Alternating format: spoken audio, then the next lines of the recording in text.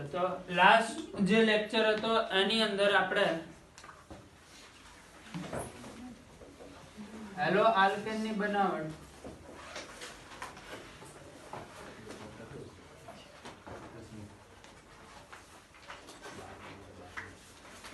Hello alkane ની બનાવટ માટે ટોટલ 3 પ્રક્રિયા વિશે વાત કરી હતી. એમાંથી પહેલી પ્રક્રિયા કઈ હતી? આલ્કોહોલ માંથી હેલો આલ્કેન ની બનાવટ.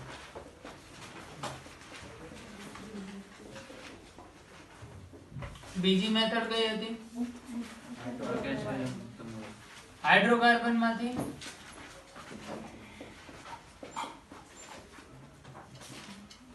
અને થર્ડ મેથડ હેલોજન વિનિમય પદ્ધતિ.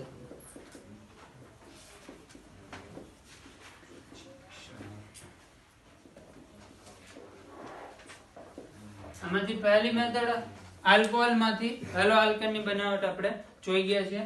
સેકન્ડ મેથડ વિશે વાત કરવાની છે, હાઇડ્રોકાર્બન માંથી હેલો આલ્કેન ની બનાવટ.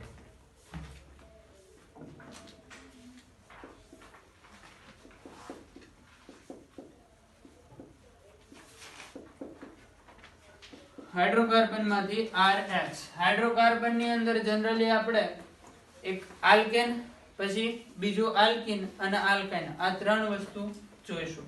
એમાંથી આલ્કેન અને આલ્કીન માંથી હેલો આલ્કેન બનાવશું. આમાં પણ 2 પ્રક્રિયા આવશે. કઈ કઈ? પહેલું આલ્કેન માંથી અને બીજું શેમાંથી આવશે? આલ્કીન માંથી હેલો આલ્કેન. ચલો આમાંથી ફર્સ્ટ મેથડ આજે જોઈએ છે, આલ્કેન માંથી હેલો આલ્કેન.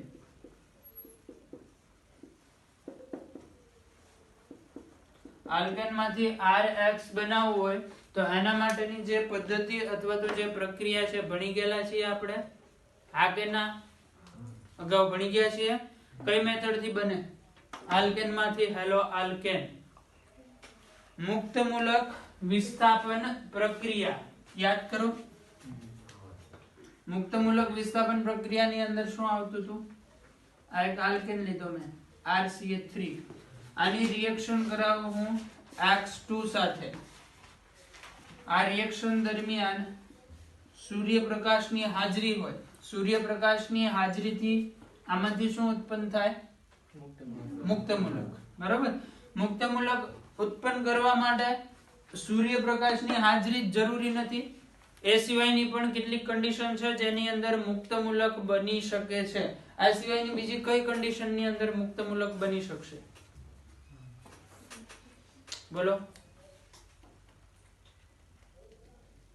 મુક્ત મૂલક બનવા માટેની કન્ડિશન લખાવેલી છે આપણે હેલ્પ. યાદ છે? હેલ્પ. હેલ્પમાં H શું દર્શાવે? હીટ. ગરમ કરો તો એ મુક્ત મૂલક બને. E શું દર્શાવે? E મતલબ ઇલેક્ટ્રિસિટી આવતું હશે. વિદ્યુત ચાર્જ ના કારણે આપણે મુક્ત મૂલક બનાવી શકીએ. પછી L શું દર્શાવે? Light, sunlight. અને P પેરોક્સાઇડ. પેરોક્સાઇડ ની હાજરીમાં પણ મુક્ત મૂલક બની શકે છે. એટલે મુક્ત મૂલક બનશે. પછી આગળની મિકેનિઝમ આપણે પહેલેથી ભણી ગયેલા છીએ. મિકેનિઝમ વિશે કોઈ વાત નથી કરતા અહીંયા.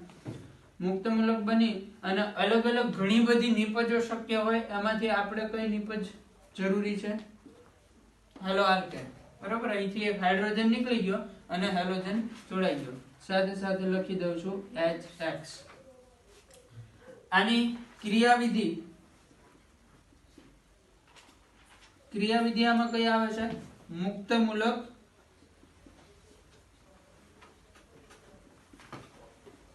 વિસ્થાપન પ્રક્રિયા. હવે મુક્ત મૂલક વિસ્થાપન છે એટલે મુક્ત મૂલક બનવાનો છે, તો મુક્ત મૂલકની સ્થાયીતાનો ક્રમ શું આવે? મુક્ત મૂલકની સ્થાયીતાનો ક્રમ જેમ કાર્બોકેટાઇન માટે 3 ડિગ્રી સૌથી વધારે સ્થાયી, પછી 2 ડિગ્રી, પછી 1 ડિગ્રી. એમ મુક્ત મૂલક માટે ક્રમ શું છે? બોલો. 3 ડિગ્રી સૌથી વધારે, પછી 2 ડિગ્રી, પછી 1 ડિગ્રી. તો આ જે રિએક્શન થાય છે, રિએક્શન ના રેટ વિશે વાત કરો તમે.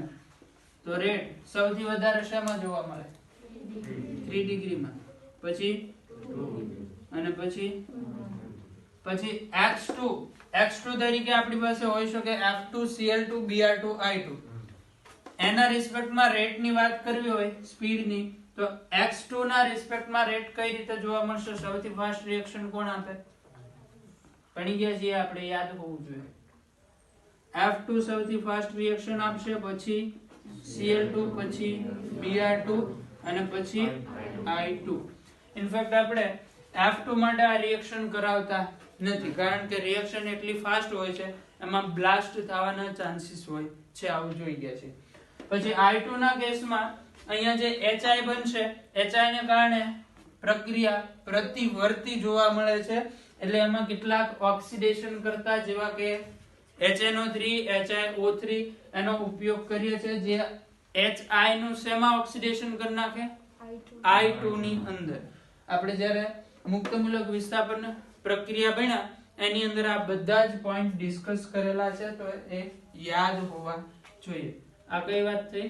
આલ્કેન માંથી હેલો આલ્કેન. ખબર પડી આમાં દરેકને? કોઈને ડાઉટ? ઓકે, તો હવે સેકન્ડ વાત, આલ્કીન માંથી આપણે બનાવવું છે RX.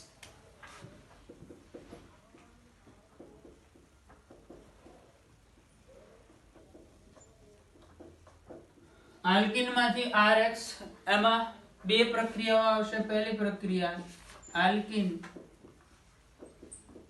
પ્લસ HX અને બીજી પ્રક્રિયા alkene plus Br2.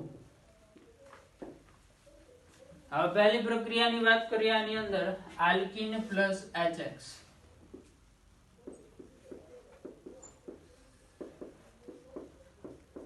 Alkene plus HX કરાવો તમે તો પ્રક્રિયા કંઈક આવી જોવા મળશે. આલ્કીન છે એટલે કાર્બન ડબલ બોન્ડ કાર્બન, આની અંદર HX એડ થાય અને ઇંગ્લિશમાં એડિશન રિએક્શન કહેવાય, ગુજરાતીમાં કેવું હોય તો યોગશીલ પ્રક્રિયા છે. એક કાર્બન ઉપર હાઇડ્રોજન એડ થશે, એક ઉપર હેલોજન, અને આ બની જશે RX, મતલબ હેલો આલ્કેન બનવાનું છે. આ વાત થઈ, આવી પ્રક્રિયા જોવા મળશે. પછી આની અંદર ક્રિયાવિધિની વાત કરવી હોય તો ક્રિયાવિધિમાં ઇન્ટરમીડિયેટ કયો બને છે, અથવા તો આ જે રિએક્શન છે, રિએક્શનને આપણે કયું વિસ્થાપન કહીએ છીએ? રિએક્શનને નામ આપેલું છે આપણે ઇલેક્ટ્રોન અનુરાગી વિસ્થાપન પ્રક્રિયા. બરાબર? આની અંદર ક્રિયાવિધિની અંદર ઇન્ટરમીડિયેટ તરીકે કાર્બોકેટાઇન બનવાનો છે. આની વાત આપણે રિએક્શન મિકેનિઝમમાં કરી ગયા છીએ. ઇન્ટરમીડિયેટ કયો બનશે આમાં? કાર્બોકેટાઇન. કઈ રીતે મિકેનિઝમ જોવા મળે એની વાત કરીએ. આ છે આપણો આલ્કીન અને એની સાથે છે HX. તો પહેલા સ્ટેપ ની અંદર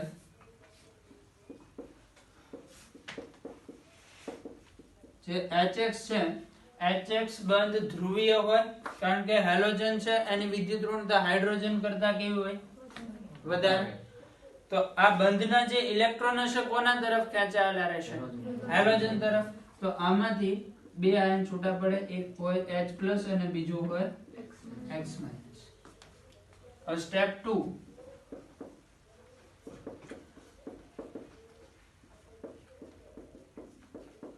આમાં આપણો આલ્કીન છે, આલ્કીન ઉપર એટેક કરે છે પહેલા H+. સો મિકેનિઝમ આપણે અલગ અલગ સ્ટેપ ની અંદર દર્શાવીએ છીએ. એવું પણ શક્ય બને ઘણી બુક ની અંદર સ્ટેપ 1 માં જ આ બંને રિએક્શન દર્શાવી દીધી હોય. મિકેનિઝમ શું વસ્તુ છે આની પહેલા પણ એક વખત મેં વાત કરી હતી. મિકેનિઝમ એક કાલ્પનિક વાર્તા છે. વાર્તા કઈ રીતે? પહેલા પ્રેક્ટિકલી આ રિએક્શન જોવા મળે કે આવું થાય છે, પ્રેક્ટિકલી આ રિએક્શન જોવા મળી કે આમાં પ્રોડક્ટ બને છે. પછી અલગ અલગ રિએક્શન લીધી, એમાં આ જે હેલોજન છે 2 ડિગ્રી 3 ડિગ્રી અલગ અલગ પ્રોડક્ટ આપતો હોય તો એની સ્ટેબિલિટી વધારે ઓછી, પછી રિએક્શનનો રેટ, આ બધું પહેલા પ્રેક્ટિકલી નક્કી થાય. ત્યાર પછી એની મિકેનિઝમ આપવામાં આવે કે આ રીતે રિએક્શન થતી હશે. હવે મિકેનિઝમ શાના આધારે અપાય? જેટલા પણ અહીંયા પ્રેક્ટિકલ પોઈન્ટ જોવા મળ્યા હોય એ બધા જ સેટિસ્ફાય થાય, મતલબ બધી જ વાત પ્રૂવ થતી હોય એવી મિકેનિઝમ અપાય. એટલે મિકેનિઝમ ઘણી જગ્યાએ તમને આનાથી અલગ પણ જોવા મળી શકે છે, તો એમાં કોઈ પ્રોબ્લેમ નથી, કેમ કે મિકેનિઝમ એવી કોઈ વસ્તુ નથી જે ફિક્સ જ હોય, પરંતુ સાચી હોવી જોઈએ. એવું નહીં કે તમે નિપજ જોઈને તમારી રીતે ગમે ત્યાં બોન્ડ તોડી નાખો, ગમે ત્યાં બંધ બનાવી નાખો, ગમે તે વચ્ચે ઇન્ટરમીડિયેટ બનાવો, એવું ન ચાલે. એટલે આપણા માટે તો મિકેનિઝમ યાદ જ રાખવાની છે, કેમ કે પ્રેક્ટિકલ દરેક પોઈન્ટ તમે જાતે તમારા ઘરની મિકેનિઝમ બનાવશો એની અંદર એવું તો નહીં થાય કે જેટલા પ્રેક્ટિકલ પોઈન્ટ છે બધા સાચા સાબિત થતા હોય. એટલે આપણે તો યાદ જ રાખશું. ચલો હવે સ્ટેપ 2 ની અંદર પહેલા આપણે કોનો એટેક કરાવીએ છીએ? H+ નો. H+ નો એટેક થશે. માન લો કે આ કાર્બન ઉપર H+ એટેક થાય છે, તો આ બંધના જે ઇલેક્ટ્રોન છે એ કોણ લઈ જશે? કાર્બન.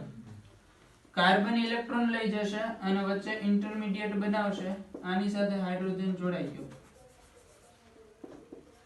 આ બંને ઇલેક્ટ્રોન આ કાર્બન લઈ ગયો હતો, એટલે આ કાર્બન ઉપર કેવો વીજભાર આવતો હોય અને બીજા કાર્બન ઉપર આના ઉપર જે ઋણ વીજભાર મતલબ વધારાના ઇલેક્ટ્રોન હતા એને કોને આપી દીધા?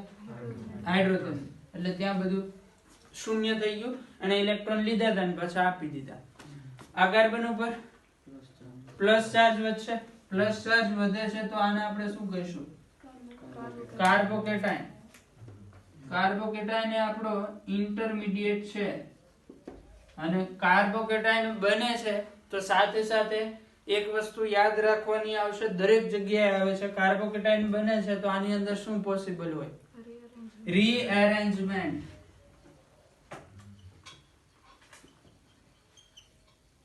રીઅરેન્જમેન્ટ શું છે તો ખ્યાલ છે ને?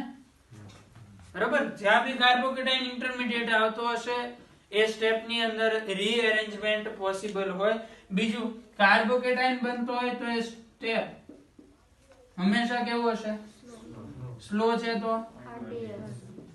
અને સાથે એ પણ એક પોઈન્ટ યાદ રાખવાનો છે, કાર્બોકેટાયન નું બનવું એ RDS છે, પરંતુ કાર્બોકેટાયન નું રીઅરેન્જમેન્ટ RDS નથી. કાર્બોકેટાયન ના રીઅરેન્જમેન્ટ ઉપર પ્રક્રિયા વેગની કોઈ જ અસર થતી નથી. બરાબર. આ બની ગયો કાર્બોકેટાયન. હવે સ્ટેપ 3. સ્ટેપ 3 ની અંદર કાર્બોકેટાયન ઉપર કોણ એટેક કરશે? હેલોજન.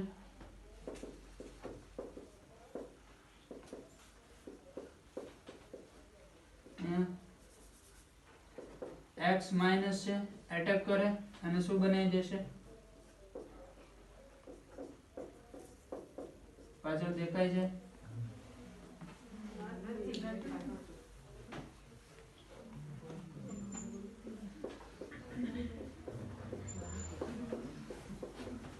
ચલો આ બની ગયું હેલો આલ્કેન. આની મિકેનિઝમ તો આપણે પહેલા પણ ભણી ગયા છીએ.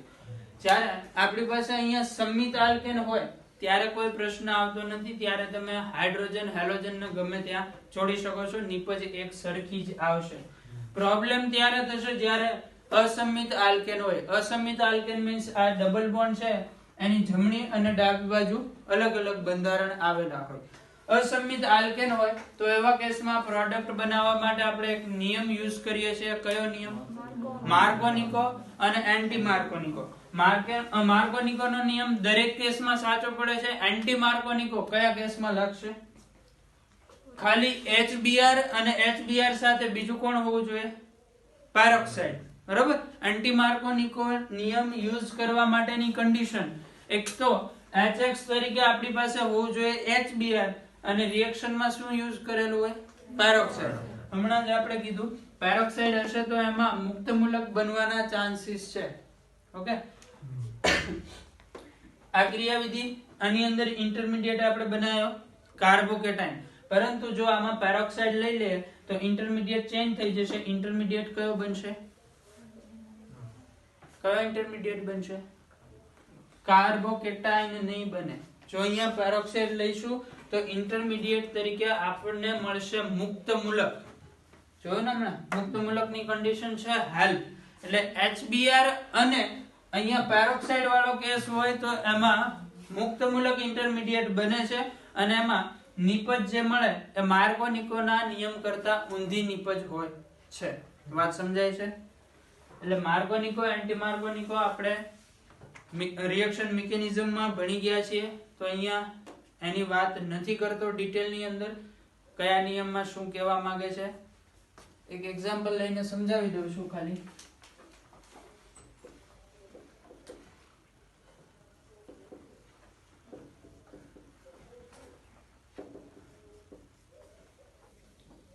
આ એક આલ્કીન છે. આલ્કીન ની રિએક્શન કરાવું છું HCl સાથે. કયો નિયમ લાગુ પડશે? માર્કોનિકો કે એન્ટી માર્કોનિકો? માર્કોનિકો. હવે HCl હોય એની સાથે તમે પેરોક્સાઇડ લો તો પણ કઈ ફેર પડશે નહીં. એન્ટી માર્કોનિકો માટેની condition HBr plus peroxide. Peroxide હોવો જોઈએ, સાથે સાથે HBr માં જે નિયમ લાગુ પડે છે. ચલો આમાં ક્લોરીન ને કયા કાર્બન ઉપર જોડું? 1 2 કે 3? ક્લોરીન ને કયા કાર્બન ઉપર જોડાય? 2 નંબર ઉપર. માર્કોનિકો નો નિયમ એવું કહે છે કે આમાં જે ઋણ વીજભારિત તત્વ હોય એને ઓછા હાઇડ્રોજન ધરાવતા કાર્બન સાથે જોડાય. અથવા તો તમે અહીંથી સમજી શકો કે કાર્બોકેટાઇન બને છે તો કાર્બોકેટાઇન આ બંને પોઝિશન ઉપર શક્ય છે. અહીંયા પણ બની શકે અને અહીંયા પણ બની શકે. એમાંથી કયો કાર્બોકેટાઇન આપણને સ્ટેબલ કાર્બોકેટાઇન મળશે? 2 ડિગ્રી વાળો. બરાબર? તો અહીંયા જોડી દેશું આપણે ક્લોરીન અને અહીંયા જોડાઈ જશે હાઇડ્રોજન. આ પ્રોડક્ટ હશે મેજર પ્રોડક્ટ. બરાબર? હવે આ જ રિએક્શન આની સાથેની જ રિએક્શન હું કરાવું છું HBr પ્લસ H2O2 ની પ્રેઝન્સમાં. તો પ્રોડક્ટ કઈ મળશે? Major product. પ્રોડક્ટ બંને પોસિબલ હોય. અહીંયા પણ ક્લોરીન હોય, અહીંયા પણ ક્લોરીન હોય, બે બને, પરંતુ મેજર કઈ બને? આમાં 2 ડિગ્રી વાળું. આ કેસમાં મેજર પ્રોડક્ટ કઈ આવશે? 1 ડિગ્રી વાળી. બરાબર? ફ્રી રેડિકલ થી મિકેનિઝમ થશે. આખી મિકેનિઝમ તમે રિએક્શન મિકેનિઝમ ના લેક્ચર માંથી શીખી શકો છો. આ પ્રોડક્ટ આવશે મેજર પ્રોડક્ટ. ચલો ક્લિયર છે દરેકને આટલી વાત? ચલો આ નોટ કરી લો, પછી આપણે આગળની વાત કરીએ.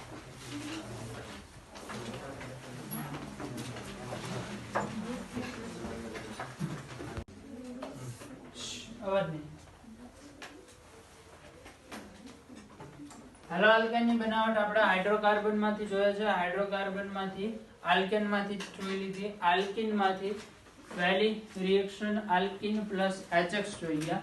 બીજી રિએક્શન આવશે alkene plus Br2. Alkene plus Br2 જે રિએક્શન છે એ અસંતૃપ્તતા કસોટી, બ્રોમિન વોટર ટેસ્ટ કે બ્રોમિન જળ કસોટી તરીકે ઓળખાય છે.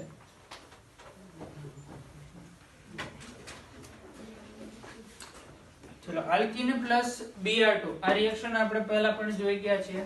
આલ્કીન પ્લસ Br2 રિએક્શન ની અંદર આપણી પાસે આલ્કીન છે પ્લસ Br2. Br2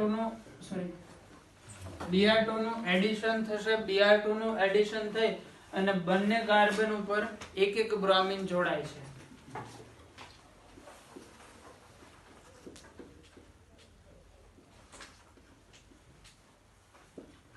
હવે આને અસંતૃપ્તતા કસોટી કે Br2 વોટર ટેસ્ટ શું કામ કહેવાય છે અને આ ટેસ્ટનો યુઝ શું છે? તો આ ટેસ્ટની અંદર એવું થાય છે કે આ રિએક્શનમાં શરૂઆતમાં જે બ્રોમિન લેવામાં આવે છે રેડિશ બ્રાઉન કલર, મતલબ લાલાશ પડતો કથ્થાઈ રંગનો હોય છે. શરૂઆતના કદાચ જૂના લેક્ચરમાં ક્યાંક ઓરેન્જ કે યલો એવો કલર શબ્દ વાપરેલો હશે, પણ વાસ્તવમાં એનો કલર કયો હોય છે? લાલાશ પડતો કથ્થાઈ રંગ. એવા કલરનો Br2 હોય છે. એને આલ્કીનમાં એડ કરવામાં આવે. એટલે સ્ટાર્ટિંગમાં આપણી પાસે Br2 હતો, રિએક્શન થઈ અને ડાયહેલોજન વાળો, અને આપણે વિસિનલ ડાયહેલાઇડ એવો શબ્દ વાપરીએ છીએ. વિસિનલ ડાયહેલાઇડ બની જાય છે, મતલબ Br2 હવે રહ્યો નથી. Br2 નથી તો એનો કલર નહીં જોવા મળે. એટલે સ્ટાર્ટિંગમાં Br2 હતો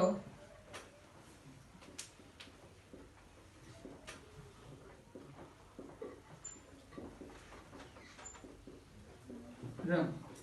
હવે Br2 તો છે નહીં, તો જે નિપજ બનશે એમાં કોઈ પણ પ્રકારનો રંગ જોવા મળશે નહીં. એટલે આ ટેસ્ટ આમાં પ્રેક્ટિકલી આપણે ઓબ્ઝર્વ કરી શકીએ. માની લો કે અહીંયા એક આલ્કીન આપ્યો, Br2 આપ્યો છે, બેને આપણે એક ટેસ્ટ ટ્યુબ ની અંદર ભેગા કરીએ છીએ, તો આમાંથી નિપજ બને છે કે નહીં? આપણે નિપજના અણુઓ જેમ કે આની અંદર બ્રોમિન બ્રોમિન, કાર્બન કાર્બન દ્વિબંધ, એ કઈ આપણે નરી આંખે જોઈ શકવાના નથી. જોઈને તો આપણને નહીં ખબર પડી જાય ડબલ બોન્ડ છે કે નહીં, સિંગલ બોન્ડ છે કે નહીં. પરંતુ આ વસ્તુ એ જોઈ શકાય. કલર જે ચેન્જ આવશે એ તો જોઈ શકશું. તો જ્યાં પણ બંધારણની અંદર ડબલ બોન્ડ આવેલો હોય અહીંયા બ્રોમિન શું કામ કરશે? બ્રોમિન એડિશન રિએક્શન મતલબ યોગશીલ પ્રક્રિયા કરાવીને પાય બોન્ડ તોડી નાખશે. એટલે લાલાશ પડતો કથ્થાઈ રંગ શેમાં ફેરવાઈ જશે? રંગ વિહીનમાં. ડબલ બોન્ડ મતલબ એવા હાઇડ્રોકાર્બનને આપણે અસંતૃપ્ત હાઇડ્રોકાર્બન કહીએ છીએ. એટલા માટે આ ટેસ્ટને કહેવામાં આવી અસંતૃપ્તતા કસોટી. મતલબ તમને કોઈ હાઇડ્રોકાર્બન આપવામાં આવે એની અંદર અસંતૃપ્ત હાઇડ્રોકાર્બન છે કે નહીં, અનસેચ્યુરેશન છે કે નહીં, એ ચેક કરવું હોય તો તમે અહીંથી ચેક કરી શકો. તમને હાઇડ્રોકાર્બન આપ્યો એની અંદર Br2 એડ કરો, કલર ચેન્જ થાય તો સમજી લેવાનું આની અંદર અસંતૃપ્તતા છે. માની લો કે હાઇડ્રોકાર્બનમાં Br2 નાખતા કોઈ કલર ચેન્જ આવતો નથી, લાલાશ પડતો કથ્થાઈ રંગ આમનો આમ રહે છે, તો મતલબ શું થશે? આપેલ બંધારણમાં એક પણ પાય બોન્ડ નથી. બરાબર. બીજું કે આ જે Br2 નું એડિશન છે એ એડિશન ને આપણે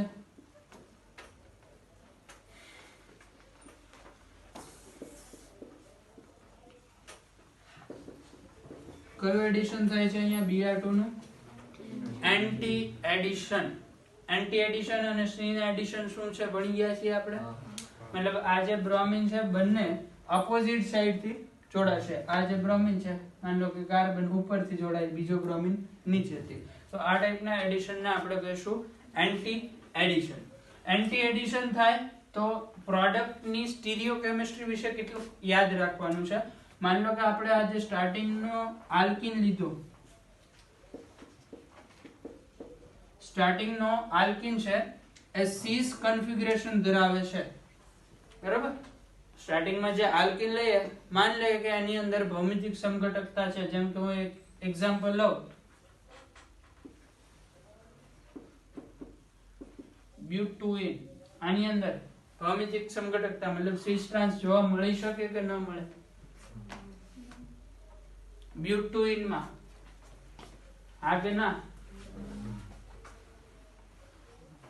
બ્યુટુઇન નું બંધારણ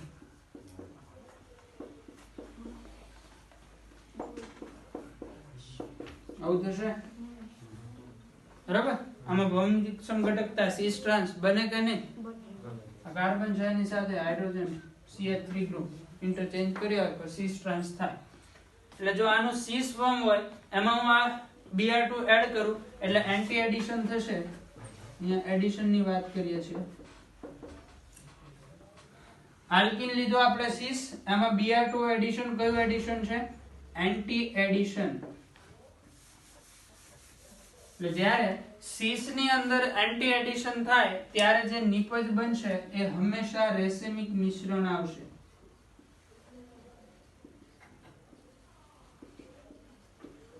કઈ પ્રોડક્ટ આવશે? રેસેમિક મિક્સચર. મતલબ બ્યુટુઇન એનું સિસ સ્વરૂપ લીધું આપણે, એમાં Br2 એડ કરાવો, આપણને કઈ રેસેમિક મિક્સચર બને છે કે અન્ય કોઈ નિપજ બને છે એ જોવાથી ખબર પડશે નહીં. આપણને તો ખાલી આટલું જ દેખાવાનું છે. પરંતુ સ્ટાર્ટિંગ મટીરીયલ સિસ લીધો હશે એની અંદર એન્ટી એડિશન થશે, પ્રોડક્ટ કઈ બનવાની છે? રેસેમિક મિક્સચર. આ એમસીક્યુ માટે ઇમ્પોર્ટન્ટ છે, યાદ રાખવું પડશે. સ્ટાર્ટિંગ મટીરીયલ ટ્રાન્સ લઈએ, મતલબ બ્યુટુઇન જ લેવાનો છે. હવે કયા સ્વરૂપની અંદર લઈએ છે? ટ્રાન્સ. આ ખાલી એક્ઝામ્પલ માટે કહું છું, બાકી ગમે તે આલ્કીન હોઈ શકે. ટ્રાન્સ લીધું, એની અંદર એન્ટી એડિશન થાય તો જે પ્રોડક્ટ આવશે એ મીઝો કમ્પાઉન્ડ આવશે. મીઝો એટલે એને તમે વચ્ચેથી કાપો, ઉપરનો ભાગ નીચેનો ભાગ બે સરખા હોય. જેમ કે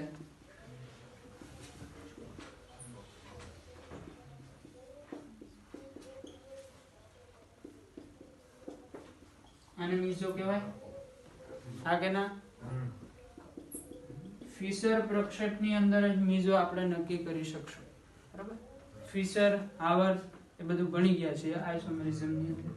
તો આને મીઝો કહીશું. મીઝો ક્યારે બનશે? આલ્કીન કયો હોય? ટ્રાન્સ. એની અંદર કયો એડિશન? Anti addition. હવે જો આ Br2 વાળું તો એન્ટી એડિશન જ છે, પરંતુ અલગ કોઈ એડિશન લઈએ કે જેમાં C ને એડિશન થતું હોય તો C પ્લસ C ને એડિશન આવે તો આમાં પ્રોડક્ટ મીઝો આવે, અને C પ્લસ એન્ટી એડિશન તો એની પ્રોડક્ટ આવશે ફરીથી શું આવશે? આ એમસીક્યુ માટે યાદ રાખવાનું છે. હવે આમાંથી ક્વેશ્ચન કેવા પૂછી શકે? બ્યુટોઇન એની અંદર Br2 એડ કર્યું, આપણને ખ્યાલ છે કયું એડિશન છે? એન્ટી એડિશન થવાનું છે. ક્વેશ્ચનમાં આપી દીધું કે ટ્રાન્સ બ્યુટોઇનમાં Br2 એડ કરવામાં આવે જે પ્રોડક્ટ બને છે એ કઈ બને છે? આ બંને ઓપ્શન આપેલા હોય, એમાંથી આન્સર શું આવે? ટ્રાન્સ પ્લસ એન્ટી શું બનશે? મીઝો. એટલે આ ટાઈપના એમસીક્યુ પૂછાઈ શકે છે, એના માટે આટલો ડેટા યાદ રાખવો પડશે.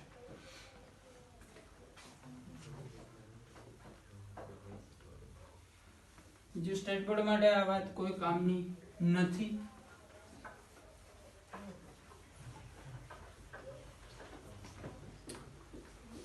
આ જોઈ ગયા આપણે આલ્કીન પ્લસ Br2. એના પછી છે થર્ડ મેથડ, હેલોજન વિનિમય પદ્ધતિ.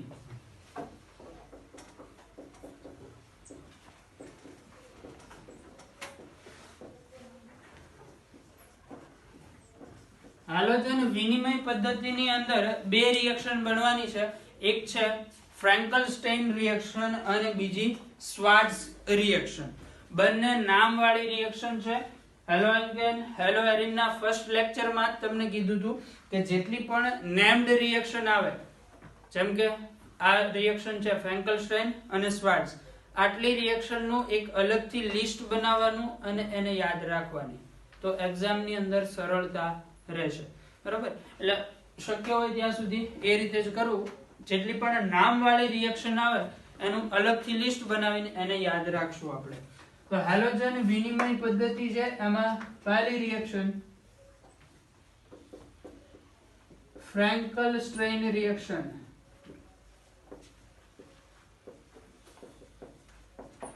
ફ્રેન્કલ-સ્ટેઇન રિએક્શનનો યુઝ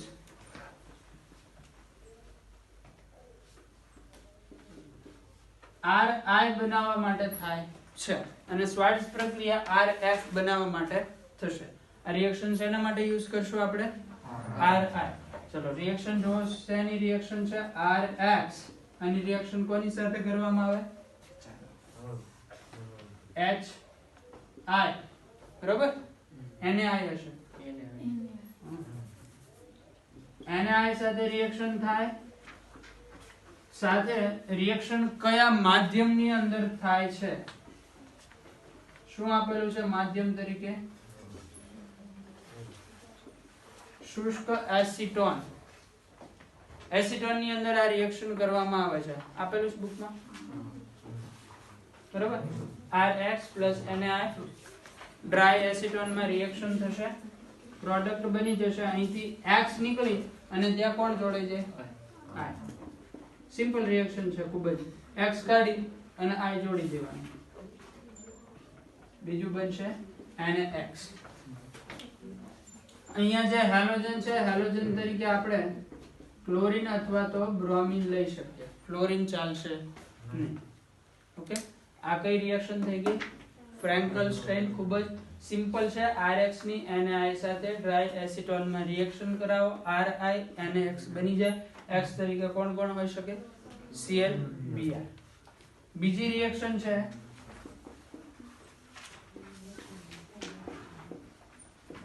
સ્વાર્ટ્ઝ પ્રક્રિયા. સ્વાર્ટ્ઝ પ્રક્રિયા એની અંદર આ સ્વાર્ટ્ઝ પ્રક્રિયા જે છે એ RF બનાવવા માટેની બેસ્ટ રિએક્શન છે. ક્યાંય પણ આવે RF બનાવવા માટે, RF એટલે ફ્લોરો આલ્કેન બનાવવા માટેની સારામાં સારી મેથડ તો કઈ રિએક્શન આવશે? Schwarz reaction. રિએક્શનમાં આપણે RBr લઈશું. અહીંયા x તરીકે ફિક્સ કરી દીધું. કોને રાખ્યું છે? આની રિએક્શન AgF અથવા તો Hg2F2 અથવા તો CO મતલબ કોબાલ્ટ છે, COF3 છે કે 2 અને SbF3. બરાબર? આમાંથી કોઈ પણ ચાલે. આમાં પણ માધ્યમ કયું યુઝ કરશું આપણે? Dry acetone. પ્રોડક્ટ શું બની જશે? RF. પછી આમાંથી જે યુઝ કર્યો હશે એને અનુરૂપ Br બનશે. જેમ કે AgF યુઝ કર્યો હોય તો બની જાય AgBr. ચલો વાત ક્લિયર થાય છે. ખાલી હેલોજન જૂના હેલો આલ્કેન જ હશે, આમાંથી હેલોજનનું વિસ્થાપન કરીને નવો હેલો આલ્કેન પ્રાપ્ત થશે. આટલી મેથડ NCERT બુક પ્રમાણે છે. આ સિવાયની એક મેથડ છે હેન્સ્ટીક બોરોડિક્સ, એવું કંઈક નામ છે. હેન્સ્ટીકર બોરોડિક્સ રિએક્શન. એની અંદર શું હોય છે એની ચર્ચા કરી લઈએ. આટલો પાઠ લખાઈ ગયો છે.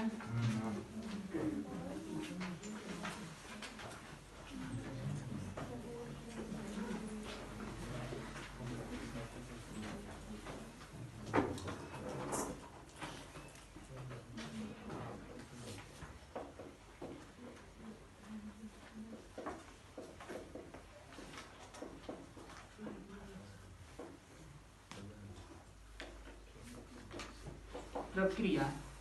એની અંદર કાર્બોક્સિલિક એસિડ નો સિલ્વર સોલ્ટ લેવામાં આવે છે.